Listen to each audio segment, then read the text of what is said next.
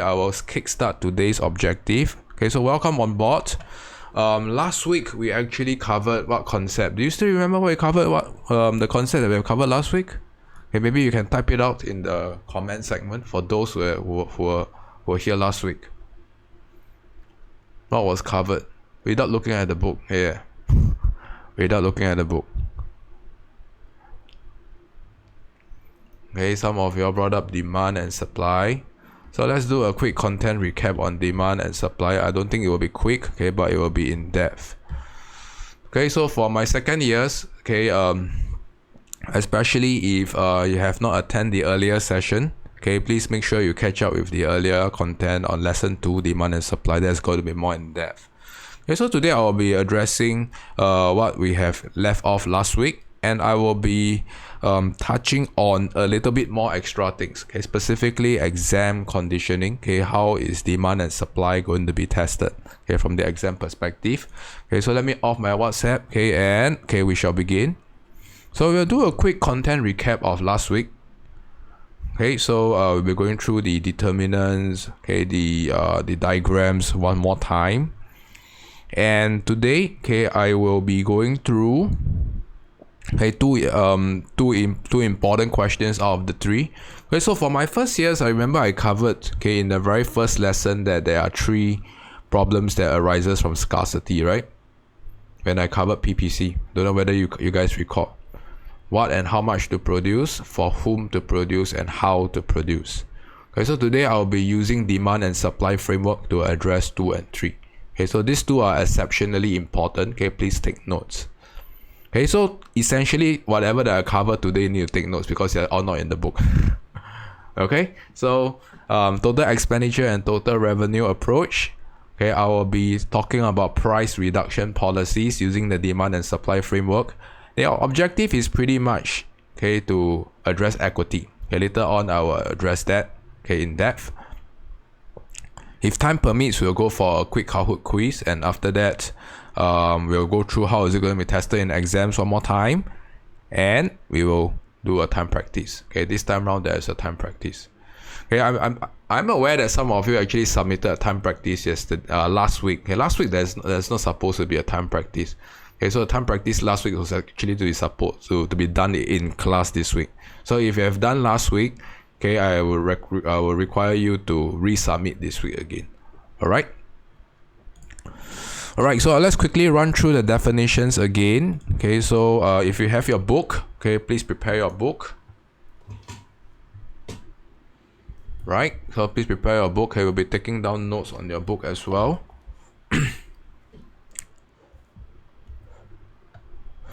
Okay, so last week we have covered all the key definitions. So till now, I still see some of the students are not defining properly.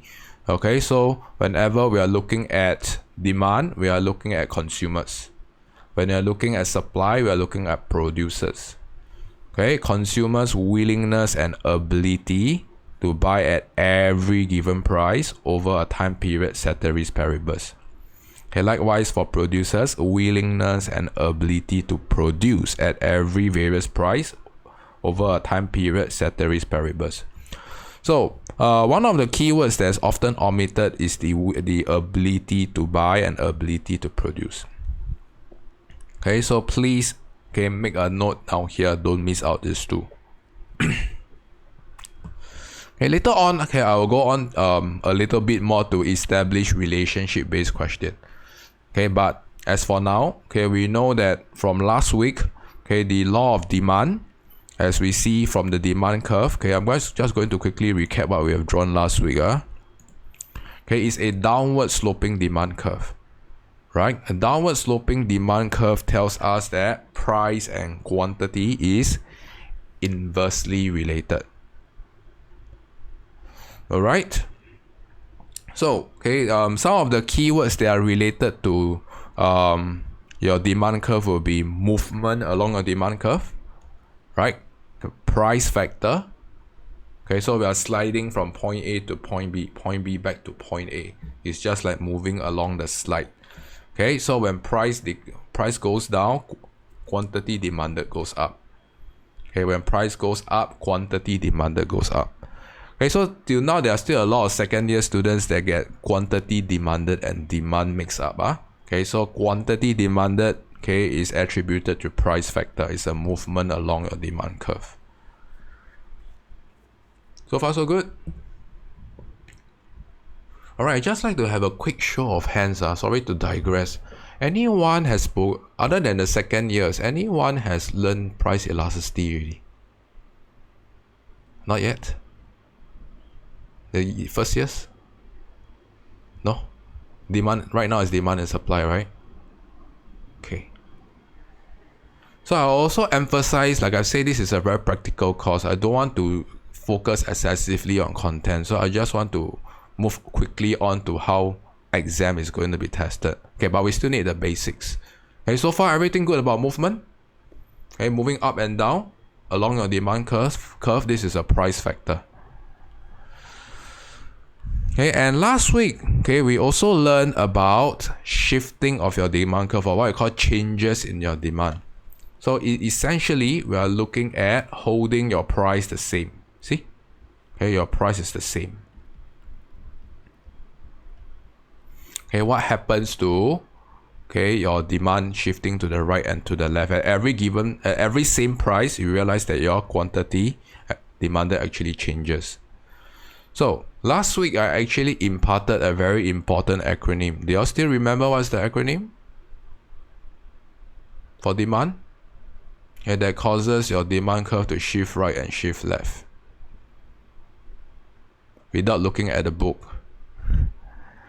Alright, Egypt. Okay, so what does Egypt stands for? Okay, maybe one alphabet is Elijah. Can unmute.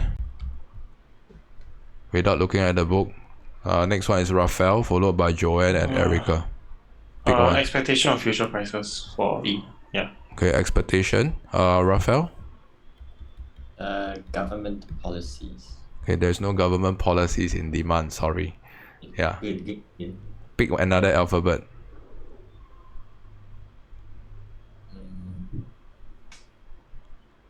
Income. Okay, income. Joanne, next. Goods. Okay, related goods. Okay, and last.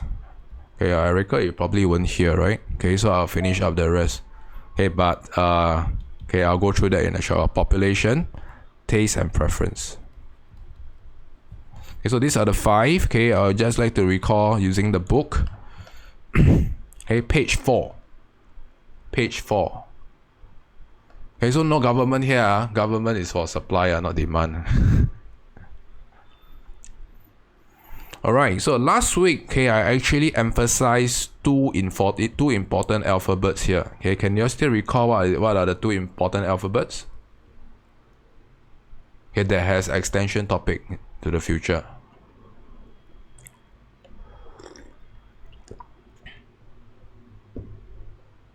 Did y'all take notes last week? Which are the 2 alphabets? Quick. Now it's time to look at the book.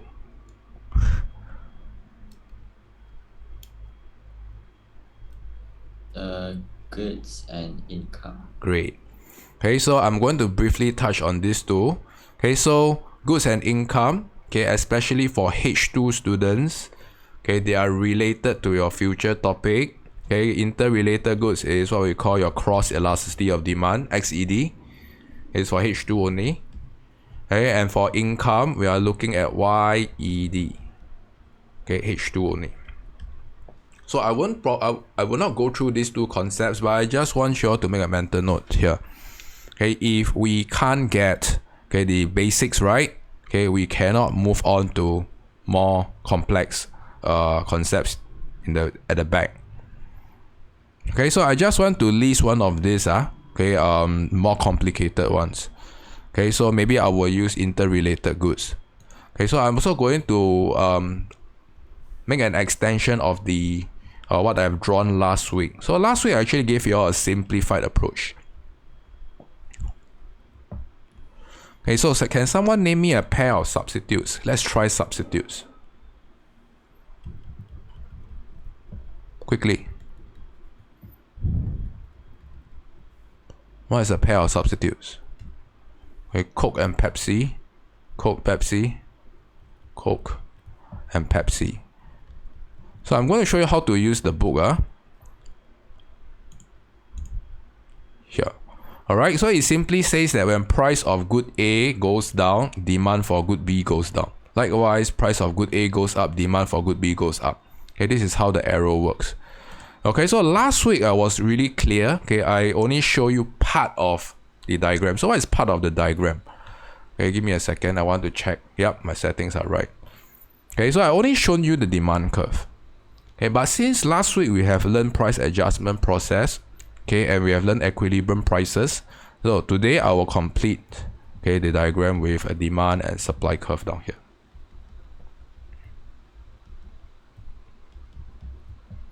So this is the equilibrium price and quantity for Coke, and likewise, okay, you guys can join me in drawing.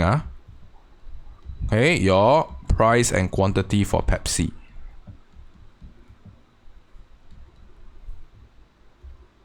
So now in case studies especially, okay, there is quite common that they will actually test you on the relationship of the two goods. Okay, in this case they are substitutes. And they will ask you, they will actually plant some case evidence here to affect Coke. Okay, let's see how is it going to be like when conditions in Coke actually changes. So for instance, okay, when there is a increase in taste and preference for Coke, okay, what is going to happen to the Coke market? Which factor is this? Taste and preference. Okay, so great. Okay, this is Egypt, right? Okay, so I want you to go through this thought process. Okay, always relate to the alphabet. Okay, and demand goes up.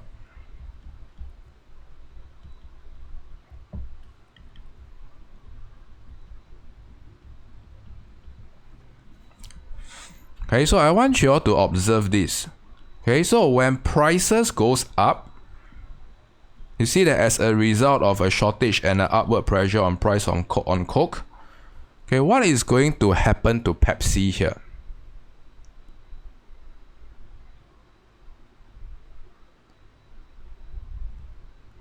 So now we establish that price of Coke went up. Okay, so how are we going to illustrate the effects on Pepsi when prices of Coke increase?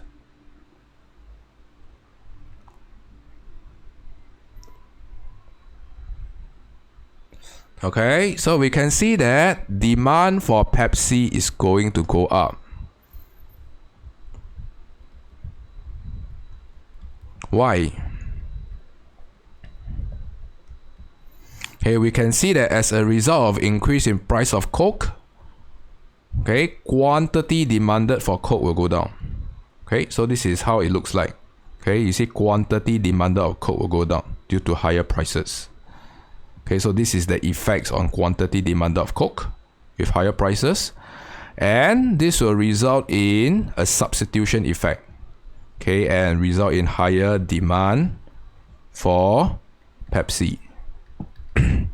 So a lot of times, okay, when case studies are tested, a lot of students jump into the conclusion that when demand for Coke goes up, demand for Pepsi goes down because they are substitution. Okay, so this is a flawed illustration. Okay, flawed illustration. Why? Okay, because students often jump the queue. They did not illustrate the changes in prices in Coke. Okay, so the missing link is this. You have to identify the changes in prices of Coke. Okay, and for my H2 students, okay, especially for H2 students, I will quickly move into the concept of XED. Okay, this is only for H2. Okay, we realize that your XED is greater than 0. Okay, normally, okay, not normally, okay, substitutes will be always greater than 0. Okay, so I just quickly do a quick run through on XED concept. We will touch on this concept in the future. Okay, it simply tells us that, okay, this is the formula. Okay, we are concerned about the responsiveness of quantity demanded or demand for good A to changes in price of good B. Okay, it can be quantity demanded or demand, okay, depending on what your school gives you.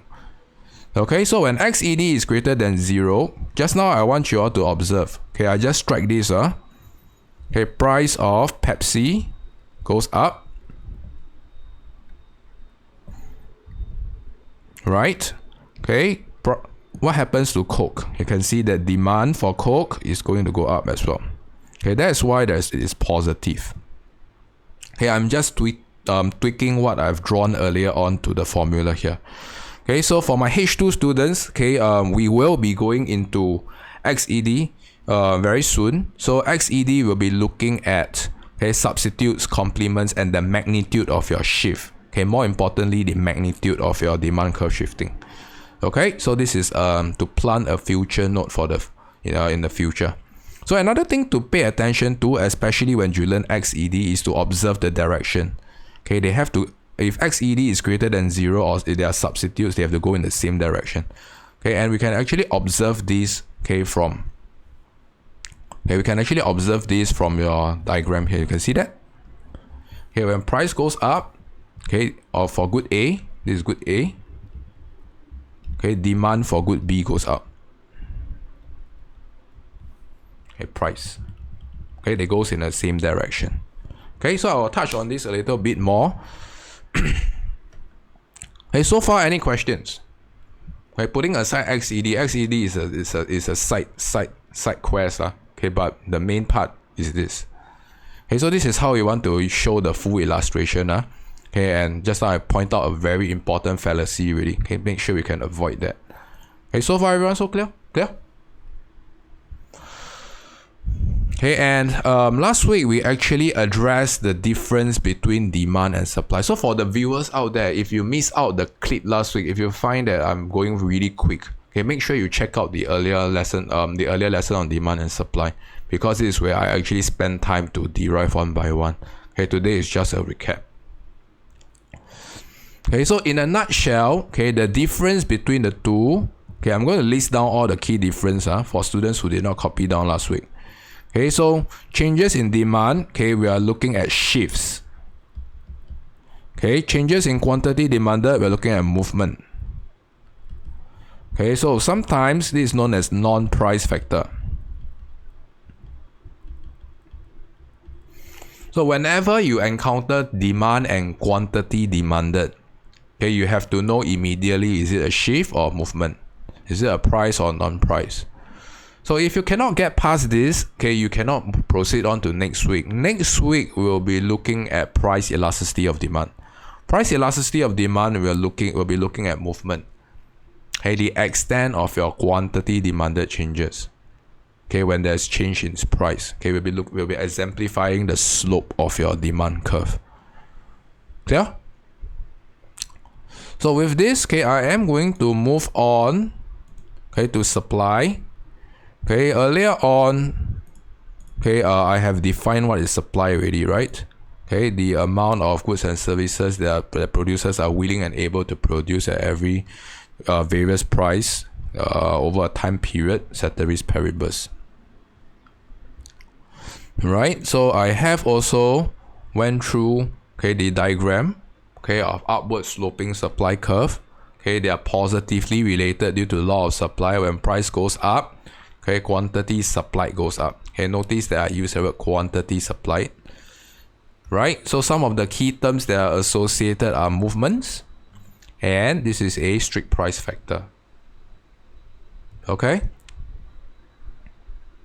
so far so good about supply curve. Okay, and we also learn determinants of your supply curve, meaning to say, okay, non-price factor. Okay, holding price the same. Okay, what will cause, okay, your supply curve to shift left or shift right?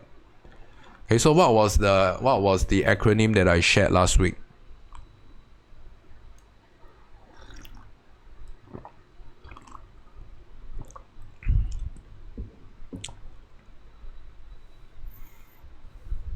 Come on.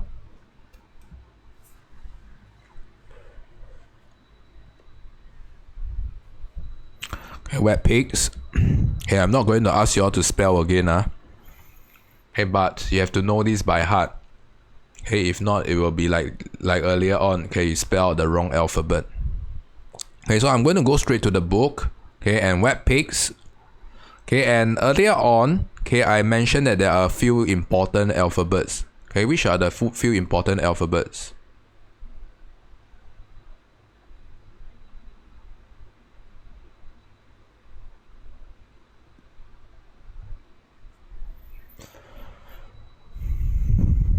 Still remember?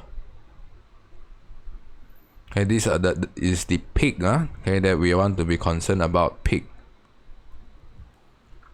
Okay, so especially for government policies, last week I covered, okay, tax and subsidy here. Okay, so if you didn't copy this down, okay, please copy this, tax and subsidy. Okay, that there are government that's related to government. So government policy is for supply. Okay, it's not related to demand. Okay, and I'm going to quickly touch on, okay, the one of the more important ones, okay, which is input price. Okay, input price is actually widely tested.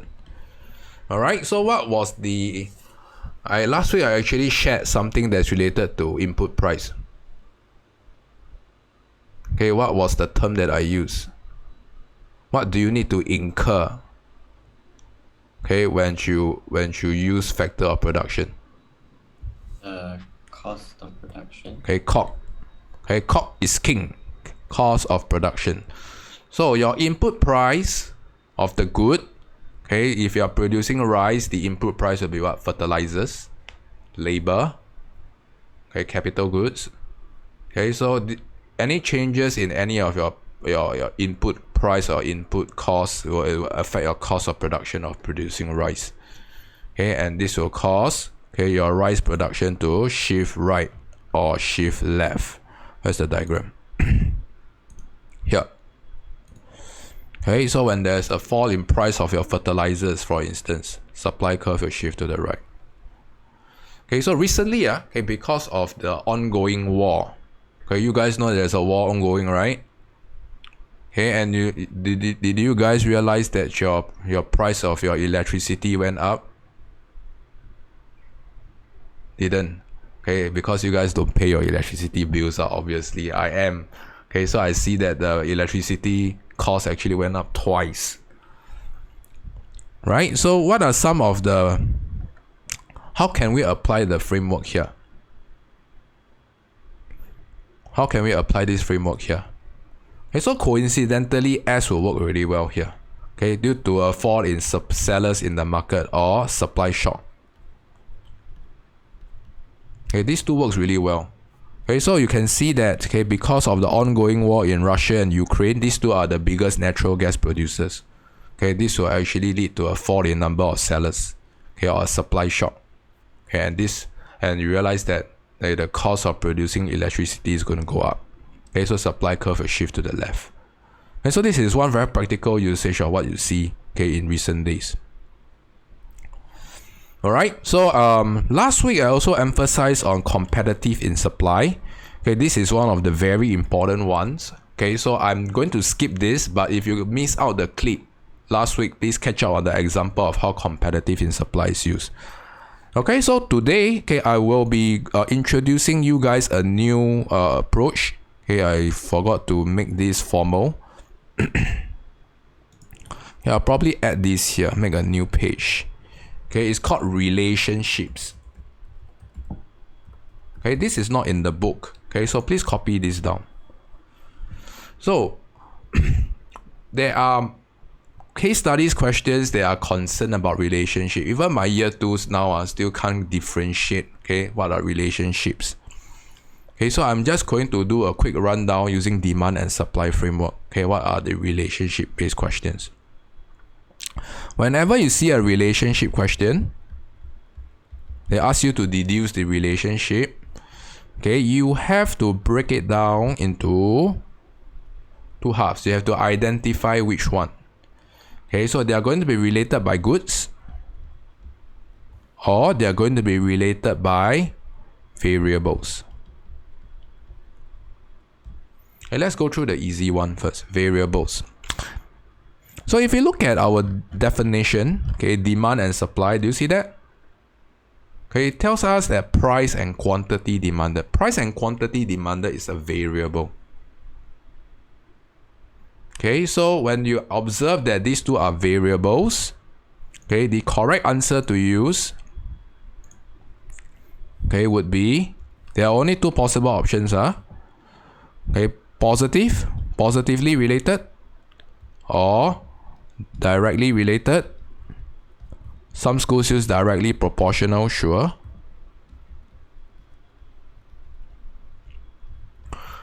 So this is what I'm looking out for. Please don't tell me that one increase, the other increase. That's not answering the question. That is not the relationship. Okay, this specific relationship is they are positively related, directly proportional related. So far so good. So the opposite will be what we know as negatively related, inversely related, or inversely proportional.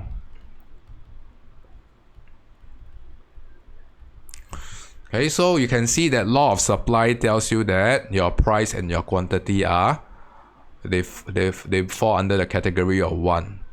Okay, and law of demand tells you that price and quantity falls under the category of 2. Clear? Please don't tell me one increase, the other fall. Okay, I know who attended today's class. I'll make you guys write lines. Okay, I'm joking. Okay, I'm going to go through the harder part. So if you look at the case study or look at the question, okay, it tells you that there are two goods.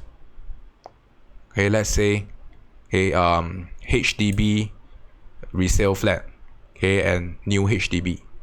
Okay, this is just an example. You got to deduce what's the relationship of the good.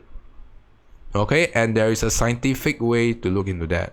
Okay, so I'm going to give you 3 demand and 2 supply. Okay, so they are related by demand and supply. 3 demand, 2 supply. So how are they related by demand? 1, okay, they are going to be substitutes. Okay, or what we call competitive in demand. Remember, we just revised this, right? Number 2, they are going to be complements or join in demand. Number 3, okay, they are going to be competitive in supply. Okay, this is just what we have done under web pigs. They are going to be joined in supply, competitive and joined in supply. It's a bit long, okay, so I just put joined in supply, JIS. Okay, you guys can spell out the full. Competitive in supply, joined in supply. So the 5th one, okay, I have covered last week. Okay, it is actually stemming from the relationship, the relationship, the goods part. Okay, there is a third demand factor, that the third demand relation that comes from the goods part, Egypt. Okay, it's what we call derived demand. Okay, I call it DD. Okay, so whenever, okay, you see 2 goods, make sure you are able to stitch them out with one of these. They cannot have 2 identity, only one.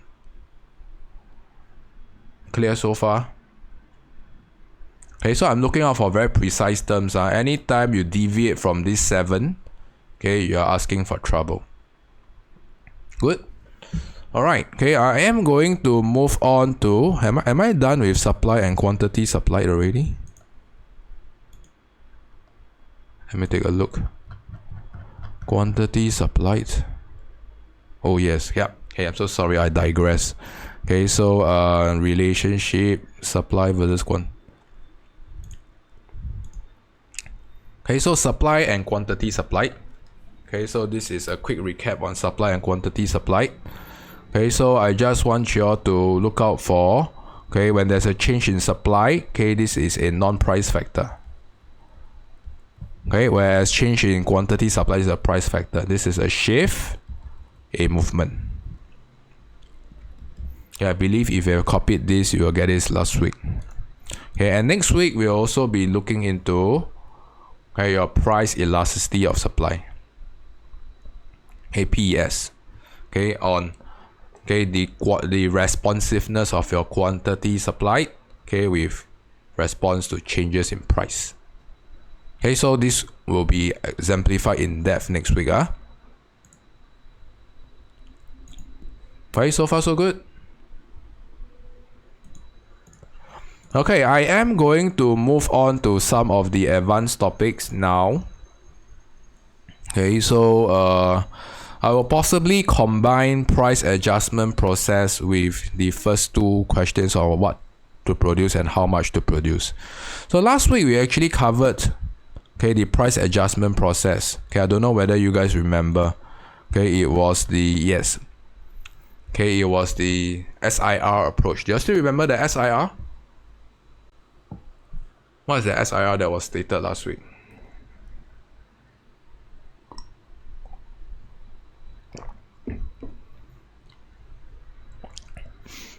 Okay, page 8. If you look at page 8, okay, last week I actually covered signaling, okay, incentivizing and rationing, right? Okay, so this is how we use SIR to illustrate price adjustment process. So for the viewers, if you missed this out, please catch it up, okay, because this is a quick recap. So I'm going to use the same approach, okay, but I'm going to address a different problem. Okay, so this is the exam skills part already. Okay, you can join me in this drawing activity. So last week, okay, I used the example of koi, right, bubble tea. Okay, so I want to use this framework, okay, to address what and how much to produce and for whom to produce. Okay, we'll be using the same SIR framework. So this question is very popular, okay, especially when you learn market failure. Okay, so they will ask you concepts such as, okay, efficient allocation of resources using price mechanism. Okay, how does your price mechanism allocate resources efficiently? So this is how it's going to work. And the part B is going to test you on, okay, inefficient allocation of resource. Okay, so this is a very popular, okay, hook shot or A-B combination, okay, for essay-based questions. Okay, so I will drop the part B. Let's focus on part A. So I will just extend on the example that we used last week. Last week was koi, right? Was it koi or bubble tea or whatever, right?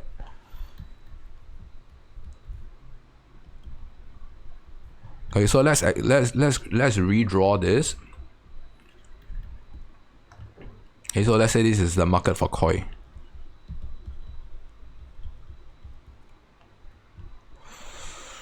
Alright, so for instance, okay, we want to identify that where you have identified that demand increases, okay, due to a increase in preference towards bubble tea.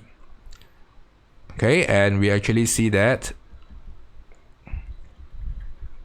this is your equilibrium price and quantity, P1 and Q1.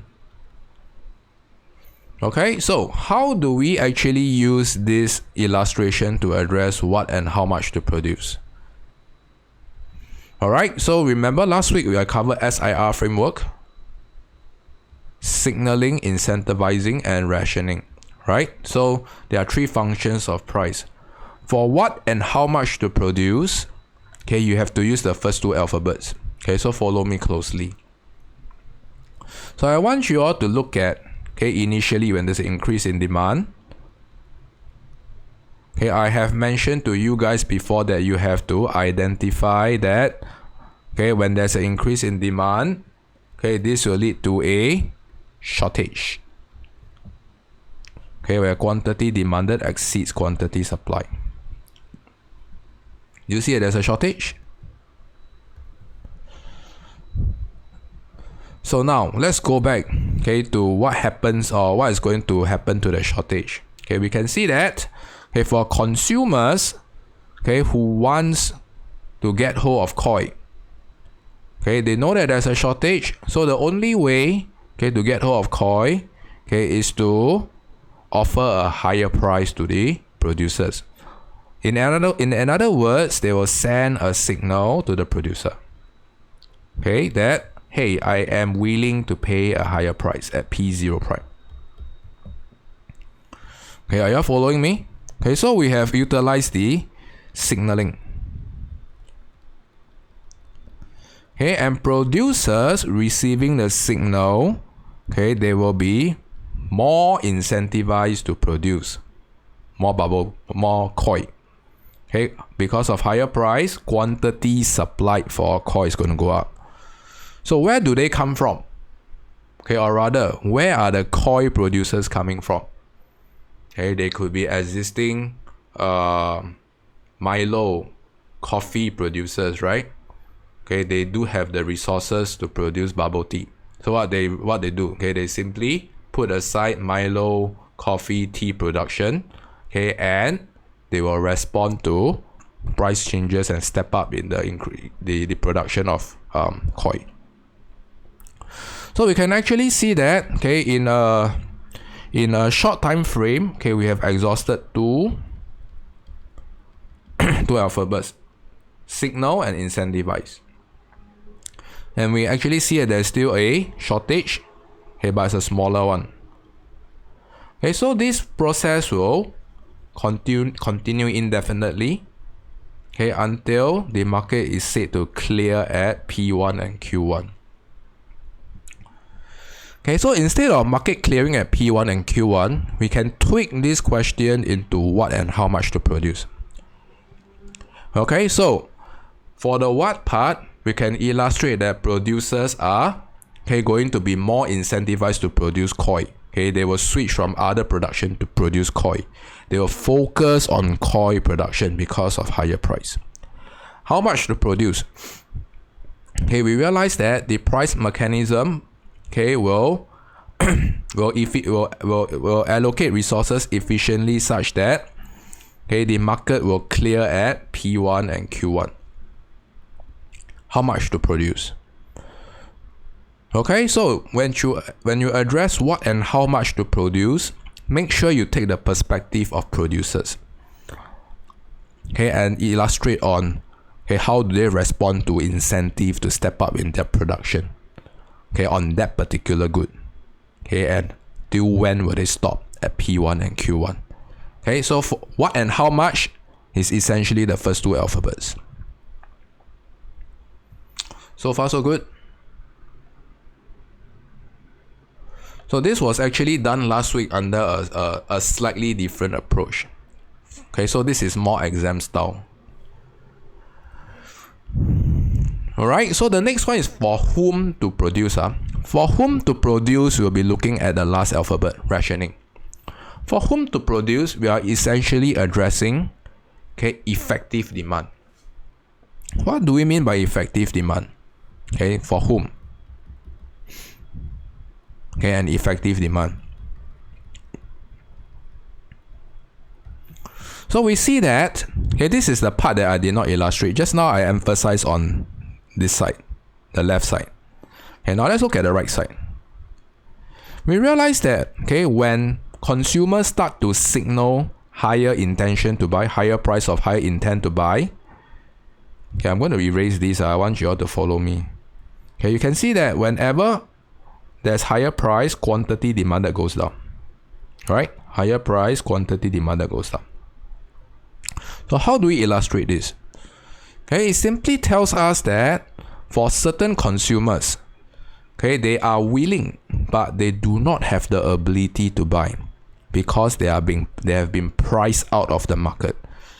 Okay, so only consumers that are willing and able, especially the ability, okay, can afford to send a higher price signal to the consumers, to the producers.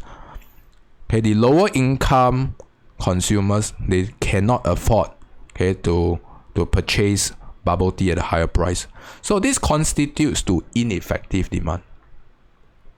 So, okay, the R part, or what I call rationing part, okay, your price mechanism, okay, is very efficient in rationing out, okay, or what we call weeding out consumers without effective demand. Okay, and they will only allocate scarce resources to whoever that can afford them, for whom to produce. Okay, so let me repeat. Okay, so the rationing part, okay, is exceptionally efficient, okay, in allocating scarce resources to people who can only afford the good, people with effective demand. Okay, so higher prices will drive some of the consumers out of the market because of ineffective demand. They are willing but unable to pay for the good.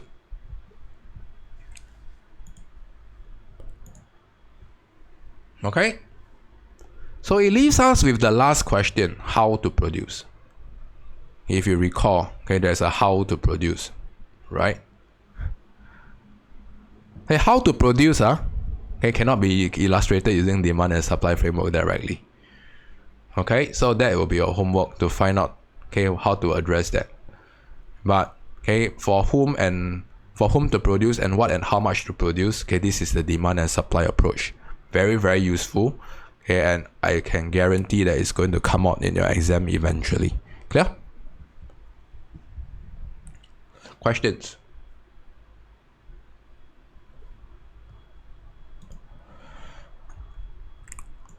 Alright, I am going to move on to the total expenditure and total revenue approach.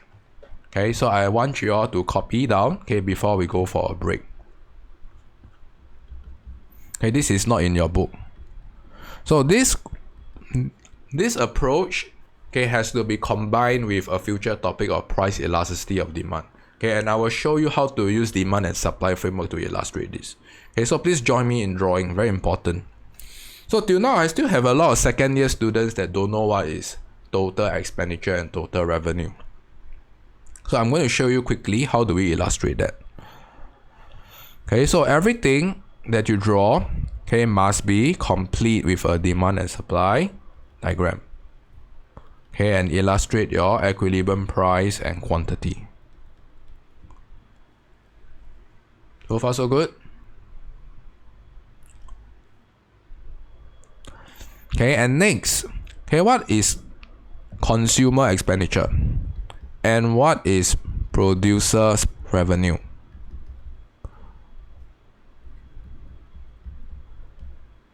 Sometimes they don't use consumer and producer, they use total expenditure and total revenue. Okay, they're talking about pretty much the same thing most of the time. Okay, so we are specifically looking out for the total amount of spending or the total amount of revenue collected by the producer. So how do we identify this? Okay, so please pen this down. Okay, we are going to identify this, okay, using 4 points. Okay, so always make it a point to, when you encounter expenditure and revenue questions, is to insert the origin and to insert the equilibrium point. So in a nutshell, okay, your consumer spending and your producer revenue is a function of your price times your quantity. Okay, the market equilibrium price multiplied by the quantity transacted. Okay, so we are looking at price times quantity. Okay, so this is length and breadth lah. And the area underneath will tell you your total consumer spending or producer revenue. Whatever that is spent by the consumer must be received by the producer. So it is a good practice to start listing 4 points here. Okay, so I want you all to convert every time when TE or TR, total expenditure or total revenue question is tested, always go back to the 4 points. Is everyone following me? 4 points. It's just like a table. Okay, you need 4 points.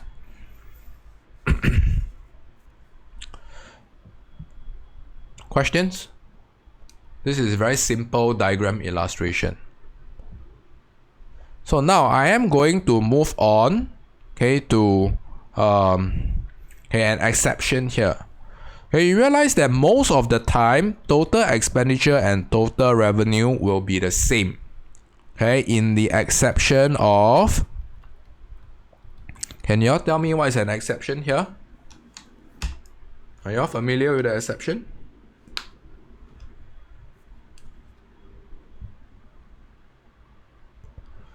Okay, so in the exception of a tax or subsidy, okay, what you spend and what the producer receives is going to be different. Okay, but most of the time it's going to be the same. Okay, so I'm going to move on. Okay, this one I will establish this, okay, in one of the upcoming topics under tax and subsidy. Okay, so it's a story for another day. So I just want to show you a simple variation of how we are going to adopt, okay, demand and supply framework today, okay, in this topic. So earlier on, I shown you a simple illustration of your total expenditure and total revenue. So in many cases, okay, you're supposed to deduce changes in your total expenditure or total revenue. So what do I mean by that?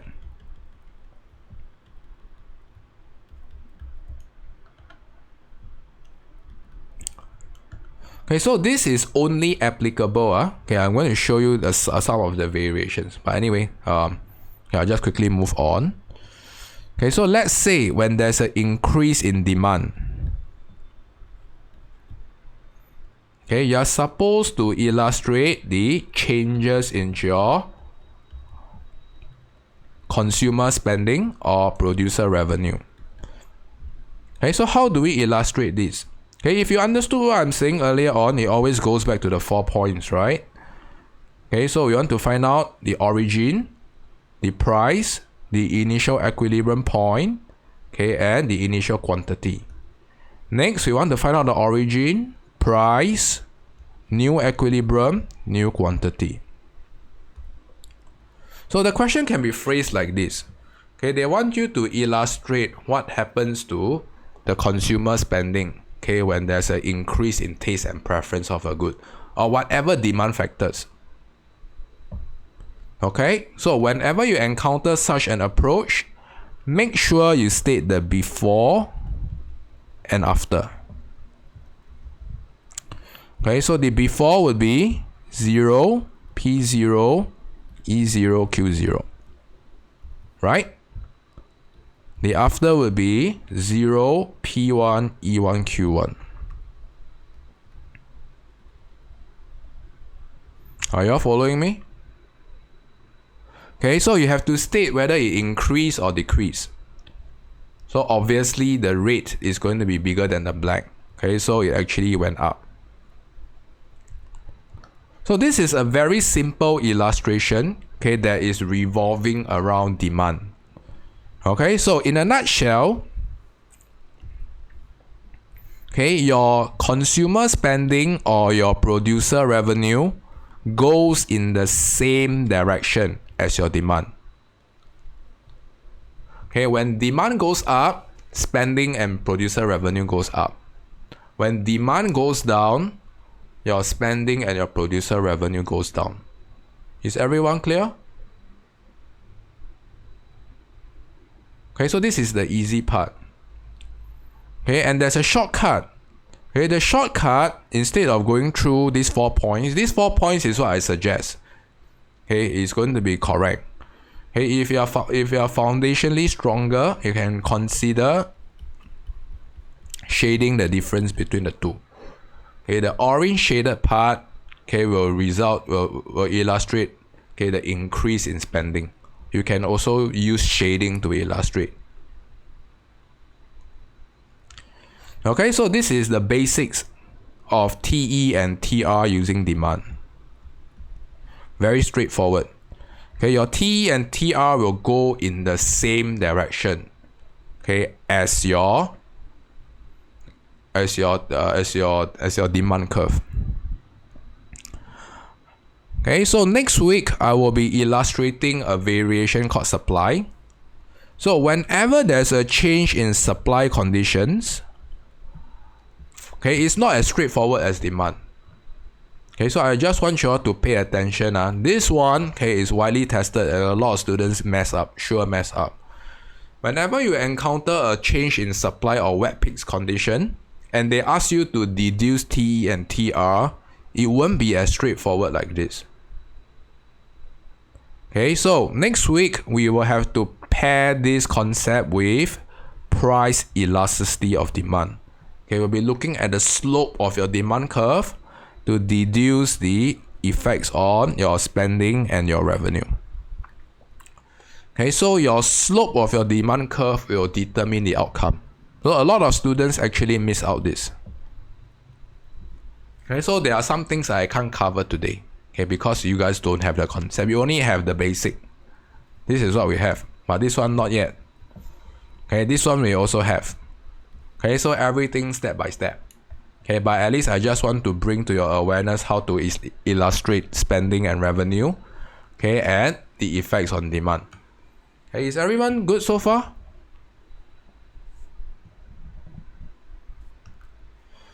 Alright.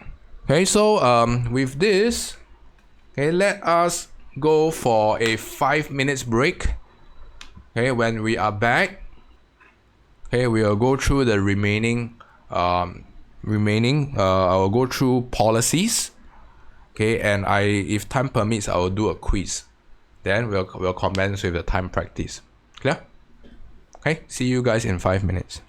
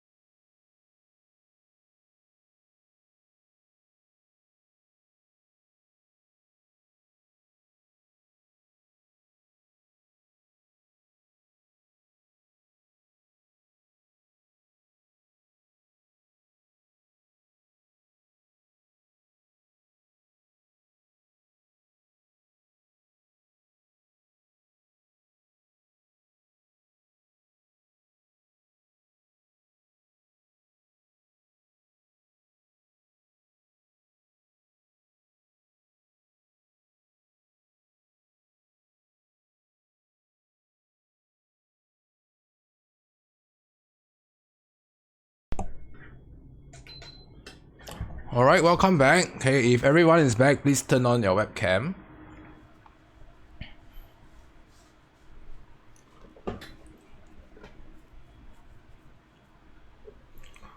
Thank you. Alright, so I will commence with the next part.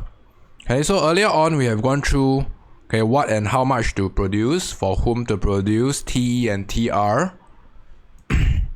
And price reduction, and now we are going to go through price reduction policies.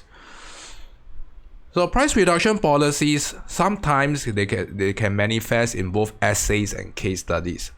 Okay, so for instance, I actually recalled a case study when they say that they are testing students on how to reduce price of eggs. Due to some egg shortage or whatever. Okay, so this is a pretty interesting question, but I'm not going to go into that. So I'm just going to illustrate the framework, to address price reduction policies. Okay, so first of all, we need to know the rationale.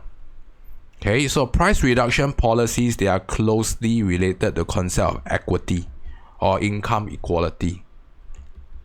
Okay, we're looking at the fairness, equality. Okay, we're looking at the fairness of your distribution of resource. Okay, so this is, if ever you suspect that the question is testing your equality or equity, likely that this is the rationale. Alright, so for price reduction policies, how do we use demand and supply approach? First of all, we need to ascertain for sure that we want a fall in price.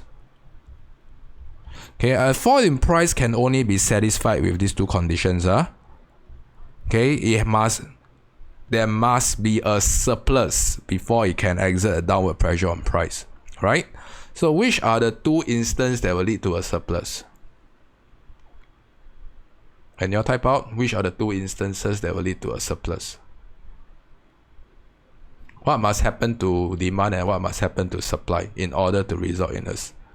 Okay, so there must be a fall in demand or a increase in supply in order to lead to a surplus and a downward pressure on price. Okay, so I'm just going to go through the easy part. So this is not no longer total expenditure and total revenue. Don't draw the 4 points because it's pointless. Okay, the emphasis is on your price. Okay, so let's go back to the question. Let's say if we want to reduce price of eggs for whatever reasons, right? Okay, so the government can probably promote what? An eggless diet, right? If you promote an eggless diet, this will reduce the demand for eggs, agreed? Okay, and price of your eggs will go down. Do you see that? So this is the effects that we want to focus on, fall in price. Okay, so look out for the extract or case study for any demand policies. Okay, demand factors, they are shaped like a policy. Okay, how can we influence your demand? Okay, from a government perspective to lower prices of a good. Okay, likewise, we can also look at the second approach. Increasing of your supply curve. So what can we do to lower price of your eggs? We can increase supply, right?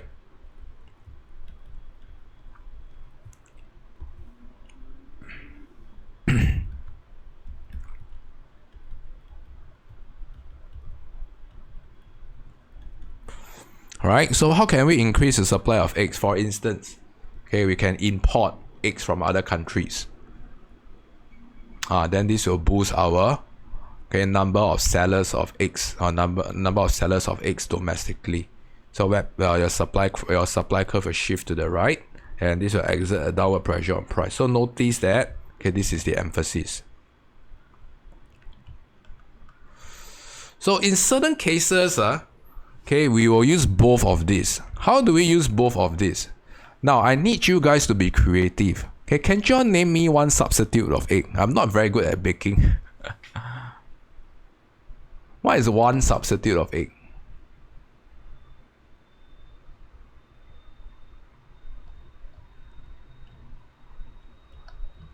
Okay, let's change eggs lah. Eggs is maybe too demanding. Let's change to pork.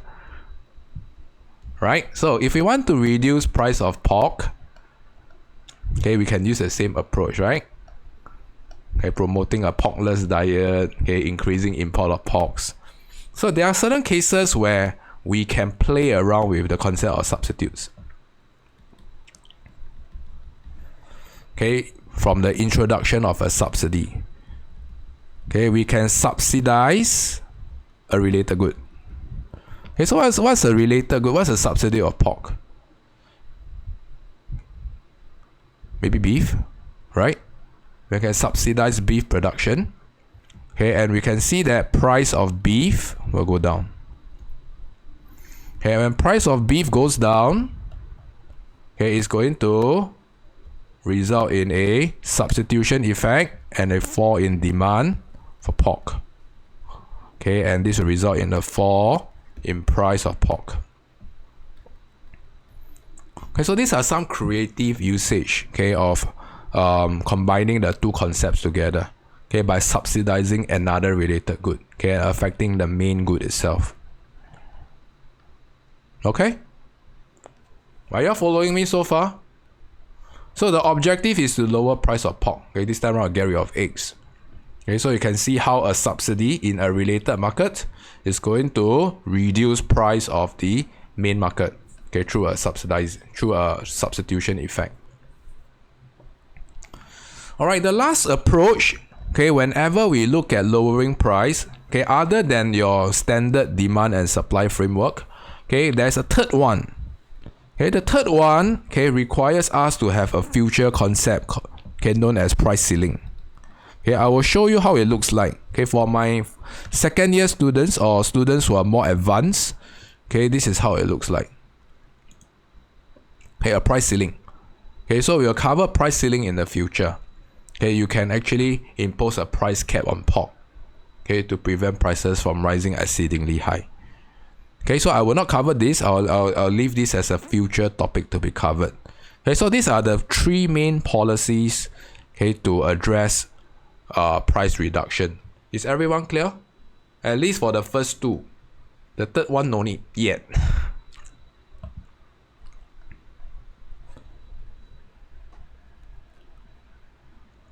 Alright, so I'm going to quickly illustrate. I'm going to quickly run through the summary for today. So for exam purpose, okay, we'll be looking at wet pigs and Egypt, factors of demand and supply, right? So make sure you know them by heart. Okay, the price adjustment process, okay, last week I covered, okay, when there's shortage, upward pressure, surplus, downward pressure. Okay, so I did not manage to cover this in depth, okay, today, so make sure you catch up with last week's clip. Okay, so I've used the SIR approach. Okay, your three functions of price. Sometimes they are known as the functions of price: signaling, incentivizing, and rationing. And I've shown you how they allocate resource efficiently. Okay, from the perspective of what and how much to produce and for whom to produce. Okay, resource allocation. Okay, very important. Once you learn market failure, okay, a whole suite will come out already. Okay, total expenditure and total revenue, I've shown you the effects of a demand, very straightforward. But when we look at supply changes, okay, its effects on TE and TR is indeterminable. Okay, we need to combine this with PED. Okay, so for my second year students, please come back next week. Okay, very, very important. Okay, and price reduction policies, I've shown you using demand supply framework, okay, how to achieve lower prices. Okay, through lowering of your demand, increasing of your supply, sometimes subsidizing a related good. By lowering the cost of production of one of a related good, you can reduce demand for the main good. Okay, along with price control, which is a future topic. Okay, so with this, okay, I'm torn. Would you all like to play games, or would you all like to go to time practice? If we play game, we might end a bit later. Are you all okay with playing games?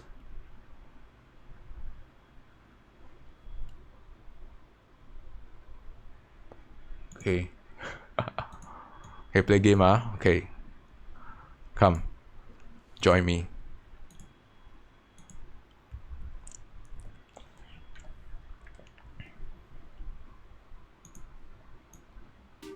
I shared the link and the main chat already.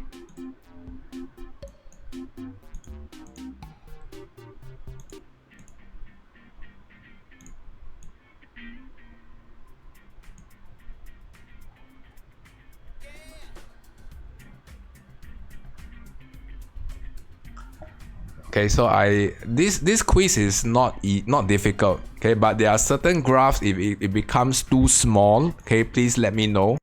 Okay, if you have issues seeing the diagram, let me know, then I'll skip. Okay, I'll prep you in advance when are the small diagrams coming out. If not, try. Okay? And for my second year students, okay, I hope you guys, okay, will be leading the pack. Okay, if not, something is quite wrong. Okay, I'm just joking. Okay, so with that, are you guys ready to fight it out? Okay, all the best. Let's go. Okay, so I will go through all the quiz questions at the end. Okay, so pay attention to which questions you get it wrong.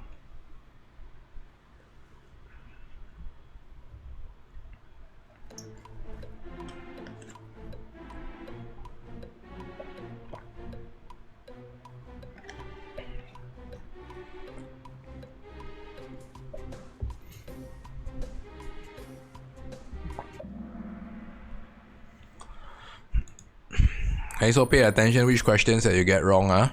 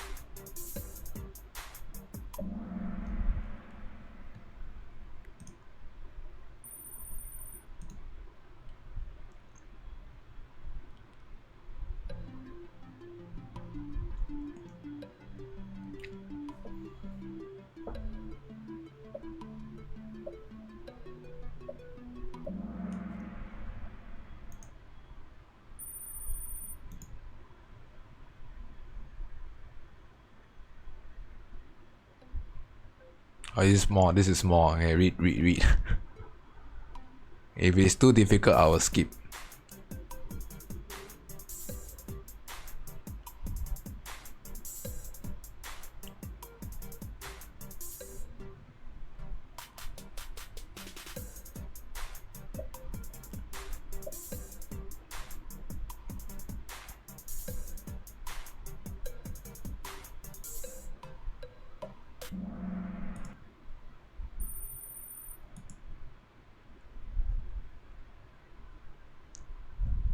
Oh, this is hard. This is the hardest question of all.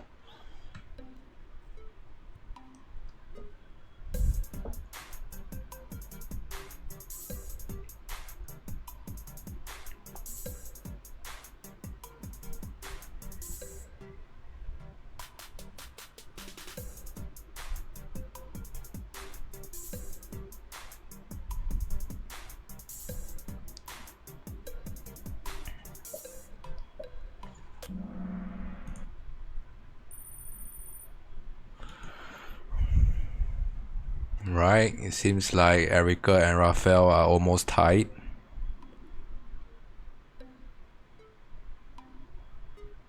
This is tricky, read carefully.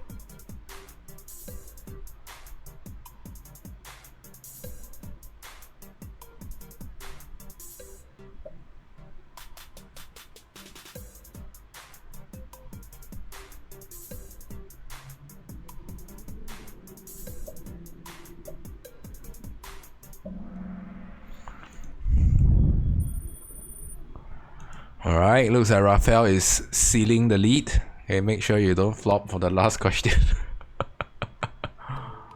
Okay, a bit small, okay, read carefully.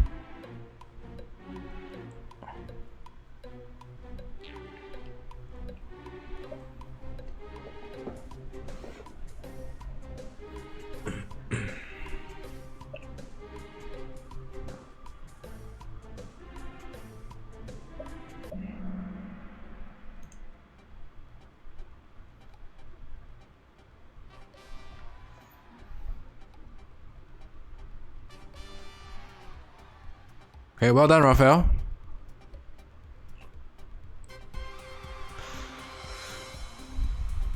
Okay, so I'm going to go through the questions right now. Okay, so I would like you guys to list down which are the questions that you get wrong earlier on, if you took down notes. Okay, if not, I was just going to go through, okay, in from top to bottom. So when there is a surplus, what will cause the market to come to an equilibrium? Okay, it is always, okay, an adjustment process. Okay, so when there's a surplus, this will lead to a downward pressure on your price. Okay, downward pressure on your price. Okay, increase in demand and a decrease in demand and a fall in sub. These are and the effects on government minimum price. Okay, is not the correct answer. It's the adjustment process. Yeah, I'm so sorry. I think that my face is still blocking. Maybe I shrink my face a little bit. Hey, if you have any questions for me, put it out in the chat function, okay, so that I can pick up and address. So which combination of demand and supply matches the effect? Okay, a disease affecting sugar crop, supply will fall. Okay, wet pigs, W, weather.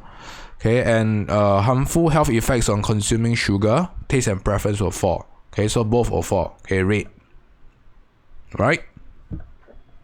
So what will cause a shift in the demand curve for computer? Okay, C is the correct one. Performance will lead to taste and preference. Okay, A and D, okay, is going to change the supply curve. Question B is a movement along demand curve. Okay, so make sure you pick the correct one. B is movement, not a shift. That's why it's emphasize movement and shift. Alright, so question 4, what is going to cause the supply curve to shift to the left? So this is tricky. Okay, so you realize that, okay, a subsidy lowers the cost of production. A tax raises your cost of production. So the way how this question is phrased is when you reduce subsidy, it acts like a tax. A negative subsidy is a tax. It will drive up your cost of production and your supply curve will shift to the left. So this is a very common way of phrasing when they want to test you on concepts of tax and subsidy. Okay, so likewise, when you decrease a tax, this works like a subsidy. A negative tax is a subsidy. So I may want to pen down this in your webpix page. Okay, these two are widely tested like that. Okay, which statement about market disequilibrium is correct? Okay, prices will be adjusted. Okay, upward or downward pressure on price. Okay, market disequilibrium cannot happen when supply is equal to demand. And the government may not necessarily intervene. Okay, D is half an answer only. Okay, because surplus, okay, is also part of market disequilibrium. Okay, so this is the market of luxury watch. Cost of raw materials for producing manufactured watch goes up. Supply curve will shift to the left. Income of the rich increases, demand will shift to the right. So let's follow this. Okay, this is original point X. Okay, when there is higher cost of production, we shift to S2. Okay, we are now at A. And when there's higher demand, okay, D1 will shift to D3. So we are going to be at B. Okay, B will be the final equilibrium. So this is hard. Okay, so you realize that one factor can affect two, or rather one illustration can affect two factors. I'm going to show you how is it. So a rise in your workers' real wages will drive up production costs. Okay, will drive up production costs. So supply curve will shift left. At the same time, workers also play a dual role as household. Okay, so when they receive higher wages, income goes up. Okay, so demand will go up. Okay, so in order to satisfy Q2 and P2, okay, only blue is the correct answer. Okay, blue will affect both demand and supply. What will not cause a shift in the market supply of commodity? Okay, this is a trick question, okay, which is the price of the good itself.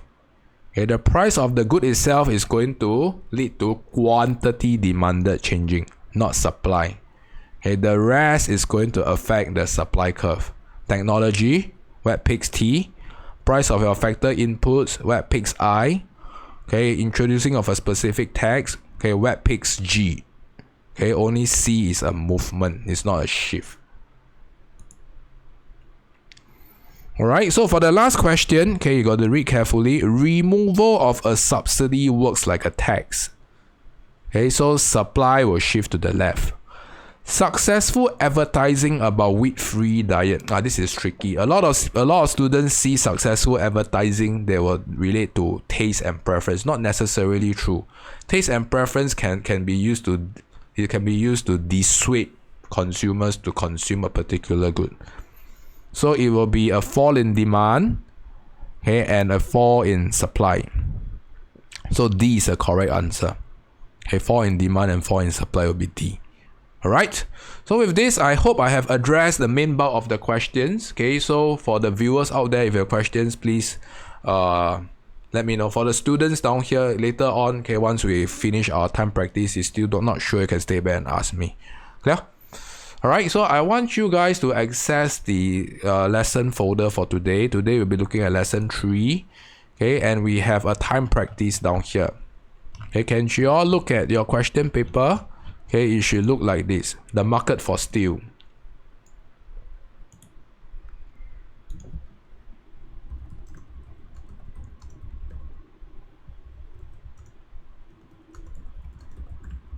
Okay, Joanne, I drop you a PM. Okay, please acknowledge when you see that. Thanks.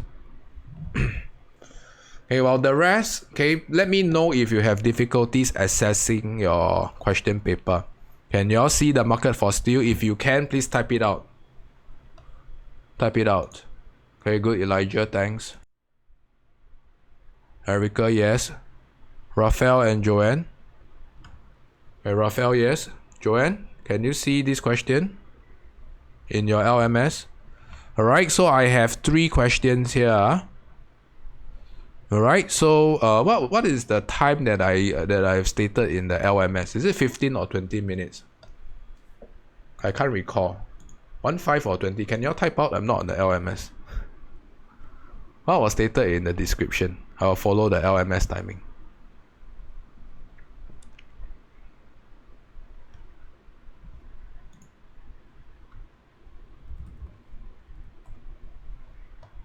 $15 or 20? Do I have to log in? Hey, if not, I'm always going to go for the lower one. How? 15 or 20?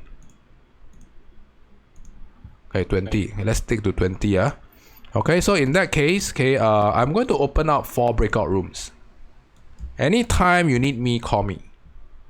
Okay, so with that, okay, 20 minutes. Make sure you join your breakout room. Okay, when you need my help, ask for help. Clear? Okay, all the best. Join the breakout rooms first.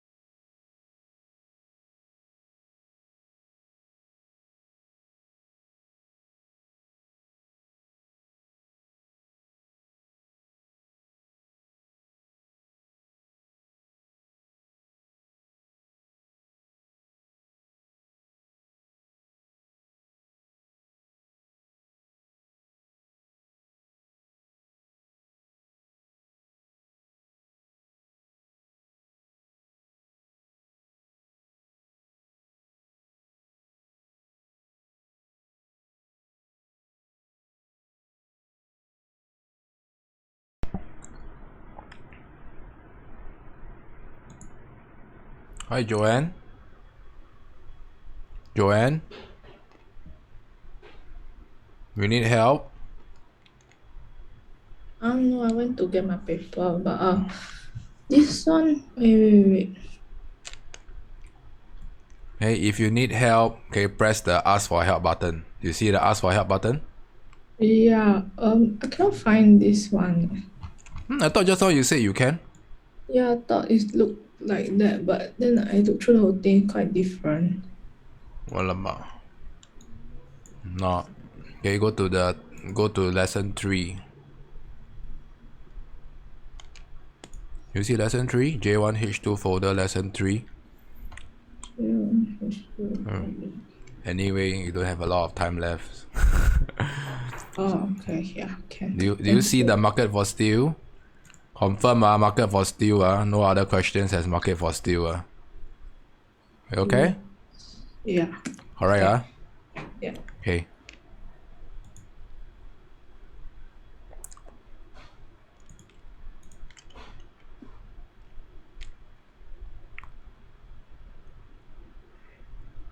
Hi Raphael, is everything okay?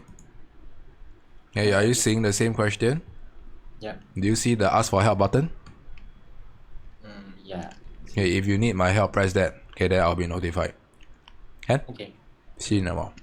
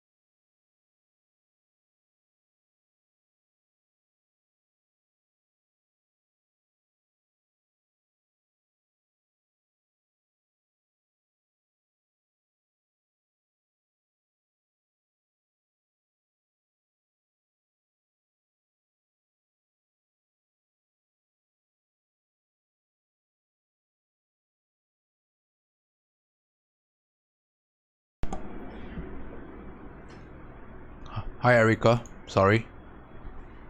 Uh, yeah, hello. So my question is for like part D. Uh, Like I only could say that the opportunity cost would be the revenue they could have earned from the newbie business. Then I don't know what else, how to further explain. you can consider defining what is op cost. Defining it. Oh, okay. Okay. And later on I will show you a bit more lah. Okay, Okay. thanks. Can.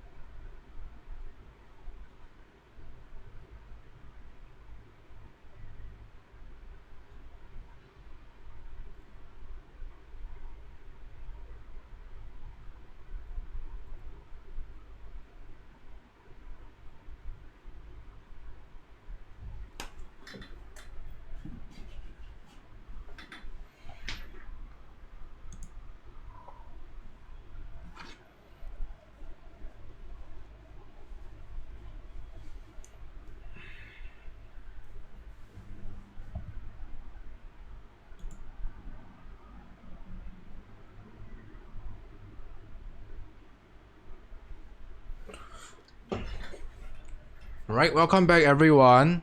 Okay, so we will be going through in right now. So if you have your correction pen, a green pen, okay, please prepare a green pen, and take down notes at the side.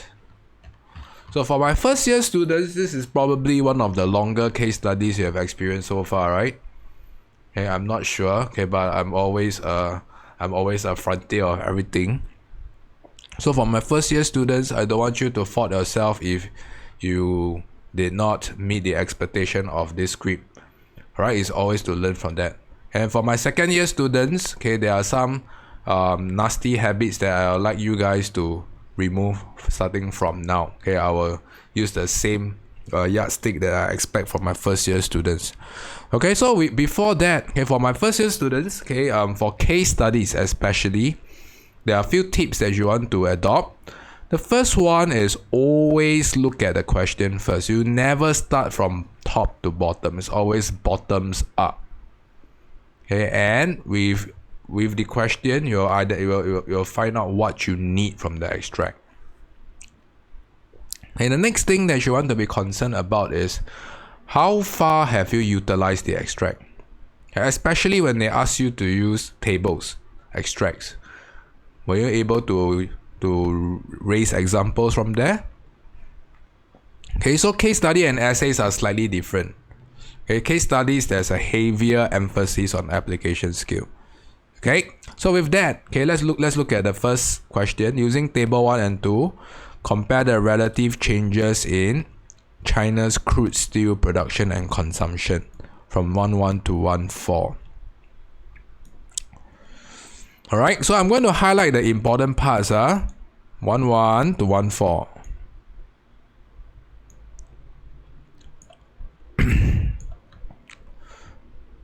So whenever a time period is given, okay, you have to ascertain which is the correct time period. So you realize that 2010 is irrelevant. Okay, so please do not include this in your analysis. Okay, so some of the students who are careless, okay, they will often include 2010 inside. Okay, so this is what we call a Trojan horse. Okay, a Trojan horse that is inserted into the case study that has no significant value, but a lot of students will still use that. So, did you all use the data that I've highlighted earlier on? Okay. So, okay, this is a trend question. Okay, for students who are fairly new, okay, I will spend a little bit of time to illustrate. What are the keywords that you need to be concerned about? Compare. Okay, so when there's a comparison question, there are always two parameters we are looking out for. Okay, so for my second year students, I have often emphasized. Do you all know what are the two things to look out for? Especially my second year students. Okay, so we are looking out for one similarity and one difference. All right, so Elijah, that is to explain one trend. Okay, but down here we have two. Okay, when we have two, okay, we are looking at the similarity. What is similarity between both of the general trend? Okay, what is the difference between the two? Okay, so 1S and 1D. So for my first year students, please pen this down. Similarity and difference. Okay, if not, okay, it will be two differences. Okay, difference 1 and difference 2. Cannot be two similarity. If not, won't be compared. Okay, so always prioritize the one in blue first. So what is similar between the both of them? Okay, let's look here. Okay, we can see that your crude steel production has been increasing over the years. Crude steel consumption has been increasing across the years. So far so good. So I'm just going to establish, okay, the second rule for this. Whenever, okay, you have a trend description or trend comparison question, okay, other than 1S and 1D, okay, the next rule of thumb is never ever, write this down, use raw data. So the moment you start to lift from the extract 702 million ton, 822 million ton, the moment I see numbers, I take away the mark straight away. Okay, so this is how stringent it is. I don't need figures here. Okay, so I'm going to show you how to illustrate the similarity. Okay, so pay attention to the answer key. Alright, so to illustrate a similarity, you have to emphasize on both. So for students who don't use both, I will minus mark. Okay, so this is a good practice. If you want to emphasize on a similarity, use both. Okay, next, okay, is the emphasis on an ongoing tense. Okay, increasing, decreasing. Okay, so some of the schools are okay with a past tense. Okay, generally increase, generally fell, sure. Okay, so I'm not going to be that stringent. Okay, but you got to know which school you are in. I know that ACJC is very concerned about ongoing tense. Okay, so I am more concerned about the keyword both. So make sure you state that both of them are generally increasing. Like I say, I don't need any other figures. Moment you put 702 million tons, okay, I'll mark you wrong. Okay, because this is not writing grandmother's story. This is not illustrating difference. This is just regurgitating data. Clear? Next, for difference, okay, what is one difference that we can find? In fact, there are two differences. Okay, because of time constraint, I'm not able to ask you all to participate. Okay, so you can actually see that your production is increasingly throughout. Okay, and your consumption, okay, actually experience 1 year of falling. Okay, do you all see the red arrow here? Okay, so you can highlight that as a difference. So you want to emphasize that steel production has been increasing throughout, where steel consumption experienced a fall between 1.3 and 1.4. Okay, so this is what we call a reversal. You want to look out for a reversal from the initial similarity that you have found. One of them will express a reversal. Okay? The second one that you want to consider is what we call rate of change. Oh yes, one more thing. Okay, the question asks you changes. You see that? Okay, so please don't tell me positive change or negative change. I want to go straight to increase and decrease. Anytime positive or negative change come out at minus mark. Okay, be concise with what you want to talk about. Okay, so the only time when you convert when you express numerical figures is to illustrate the rate of growth. Okay, so you want to illustrate which data experience a faster rate of growth. So especially when figures are given to you in numerical. Okay, I'm going to change to blue color pen. Okay, pay attention. Okay, so this is things to look out for in the third thing to look out for. Look out for numerical data. Numerical data often require candidates to calculate. Okay, so the only thing that you need to express is calculation. Okay, citing or raw data will not give you any mark. Okay, so you want to compare. Okay, we know that both of them are generally increasing, right? Okay, so you want to compare the rate of change. Okay, which one is faster or which one is slower? So now let's take out your calculator. Okay, let's engage in this calculation. Okay, let's verify. Okay, so the growth across your production, okay, would be what? Okay, the 2014 production, which is 822.7 minus 702.0 over 702.0 times 100%. Can you all verify the figures here? Okay, and likewise, I want you all to calculate consumption as well. Okay, what is the rate of growth or rate of change? Okay, let's try production first. Can you all quickly copy down? Can you all quickly tabulate and let me know? Okay, I want 3SF.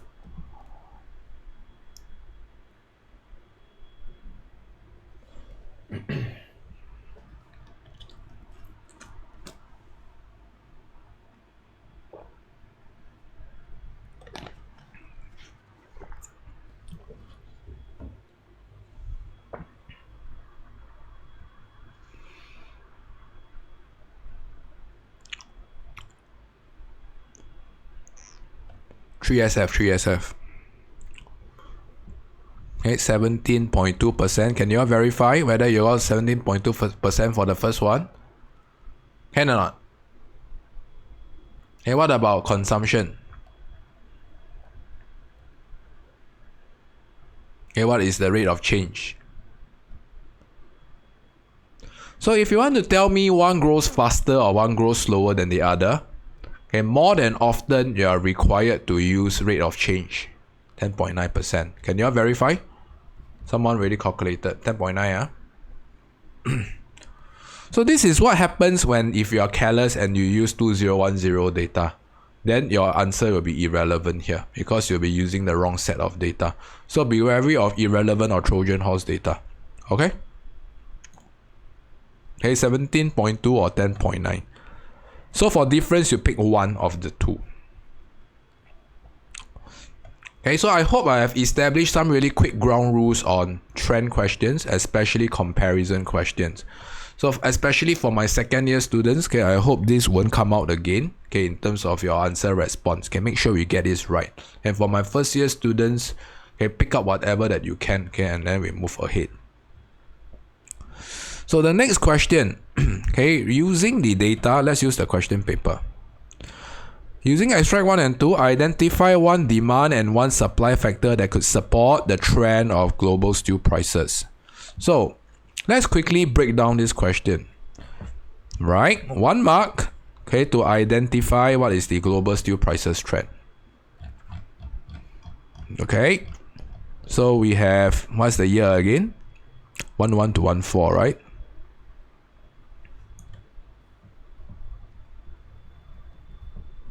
You see that?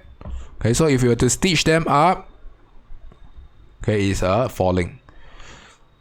Oh yes, I want you all to pay attention. Sometimes the y-axis will be in terms of percentage. And when it is in terms of percentage and when you observe this, it doesn't mean that it fell. Okay, it could have tell you that it's growing at a slower rate. Okay, this is more prominent in macro case studies. Okay, where a lot of students don't read the y-axis. So always read the y-axis. So this is quite clear cut that your global steel prices has fallen or is falling. Likewise, if you bring up $800 and $600, I'll mark you wrong. Okay, I don't need figures here. I just need you to tell me, okay, what is the trend of that. Okay, so let's verify. Okay, so check whether you have illustrated the general trend. Okay, it has been generally decreasing. Okay, and earlier on, we have identified that, okay, in order to substantiate a fall in price, okay, it has to be justified by a surplus, right? So what would have caused a surplus?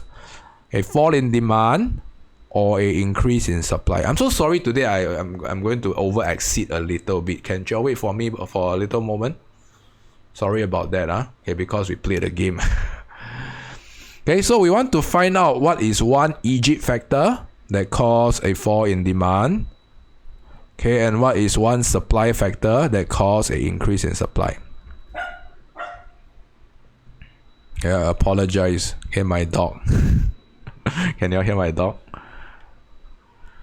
Alright, I'm going to go through the demand factor first. Okay, the demand factor down here is actually a derived demand factor.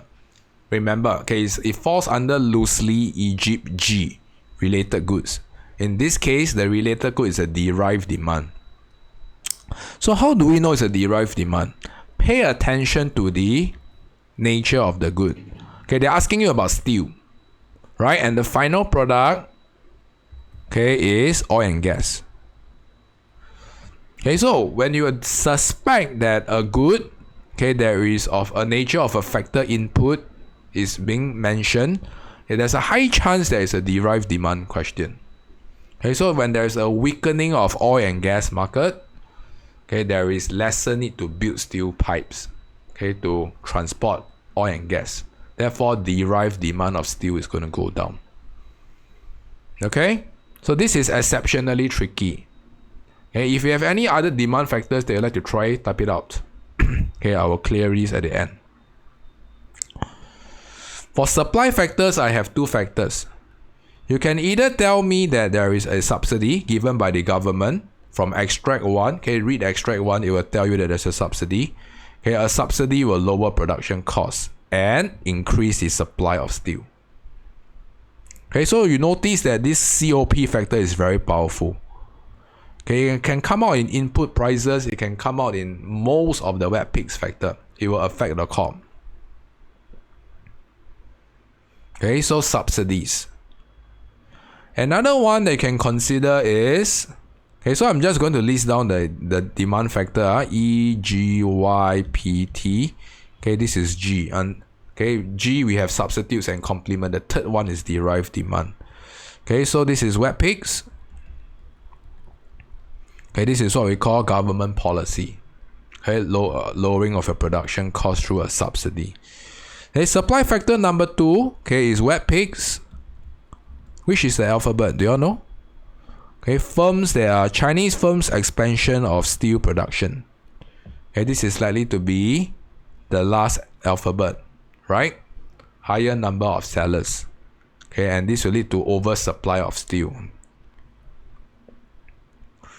Okay, so let me quickly wrap up the demand and supply factors that you need. Okay, you need to cite from the extract and relate to specific Egypt and web pigs. And you need to state the direction of the demand and supply. Okay, for the 4th mark, okay, you need to state the simplified price adjustment process. So this will lead to a surplus and a downward pressure on price of steel. Is everyone following me? So I also want you guys to learn about the concision of this question, this answer. Okay, a lot of points are straight. Okay, if you don't have the bolded keywords, there's a high chance that you won't get the answer. Okay, so when you revise your own, okay, make sure you look out for the bolded keywords I have given to you guys. Okay, and familiarize yourself with all these key terms. Alright, the last question. Okay, I explain the opportunity cost of Anglo-Americans' decision to sell its niobium business. Okay, I have a framework for all of you. It's what we call DIE framework. I'm not asking you to DIE. Okay, but this DIE framework fits nicely into 3-mark questions as such. So we are looking out for that defining what is op cost, identifying what is op cost, and explaining what's the op cost. Okay, so now let's go through step by step. Okay, a definition is a very straightforward one. Okay, op cost refers to next best alternative foregone. So what is the next best alternative foregone? Okay, for the niobium business. Okay, it means that the revenue that you have to forsake. So for the last question, you probably want to emphasize why is there a need to sell the niobium business. So the decision to sell niobium business means that they can free up resource to invest in other commodities, right? So you have to incur a choice. You got to explain what is the choice made here.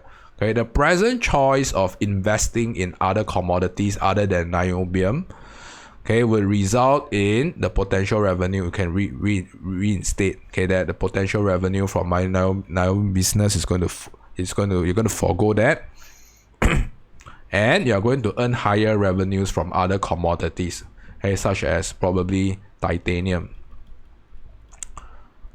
okay, or maybe lithium.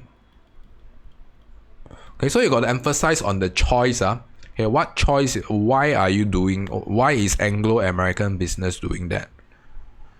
Okay, why are they giving up a cash cow? Okay, they are giving up a cash cow obviously because there are greater cash cows out there. So the choice, okay, and this incurs an opportunity cost. Of course, if they want, the best situation is they keep both business lah. Okay, they keep niobium and they acquire another business. Okay, or they invest in other commodity. But in this case, when there is scarcity, if they don't sell niobium business, they cannot free up resource to invest in other commodities. So this is the choice they have to make. Okay, so make sure you highlight the choice. Alright. Okay, so I have come to the end of today's session. Okay, so for my students down here, if you have any questions for me that you're not sure, okay, please stay back and ask me.